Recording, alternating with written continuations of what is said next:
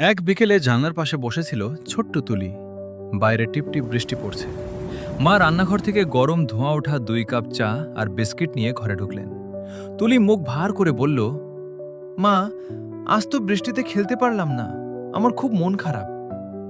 মা হেসে তুলির পাশে বসলেন, বললেন, জানো তুলি, আকাশ যখন কাঁদে তখনই তো গাছপালা হাসে। ওই দেখো, তোমার লাগানো গোলাপ গাছটা কেমন বৃষ্টিতে গোসল করে সতেজ হয়ে উঠেছে। তুলি জানলার বাইরে তাকিয়ে দেখল, সত্যিই তো, পাতাগুলো একদম উজ্জ্বল সবুজ দেখাচ্ছে।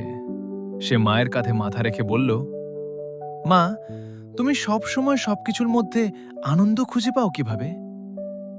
মা তুলির চুলে বিলি কেটে দিয়ে বললেন, জীবনটা তো একটা আয়নার মতো মা। তুমি যদি হাসো তবেই তো পৃথিবীটা তোমার দিকে তাকিয়ে হাসবে। তুলির মনটা মুহূর্তেই ভালো হয়ে গেল। সে মাকে জড়িয়ে ধরে বলল, তাহলে আজ আমাদের বৃষ্টির গান শোনাবে? মা গুনগুন করে গান ধরলেন, আর বাইরের বৃষ্টির শব্দের সাথে মিলেমিশে সেই ছোট ঘরটা এক অদ্ভুত শান্তিতে ভরে উঠল। কিছু সময় পর তুলি বুঝতে পারল, বাইরে খেলতে না পারাটাও আসলে একটা সুযোগ ছিল মায়ের সাথে এই সুন্দর সময়টা কাটানোর। ভিডিওটি ভালো লাগলে একটা লাইক আর চ্যানেলটা সাবস্ক্রাইব করবেন প্রতিদিন এমন ভিডিও দেখার জন্য।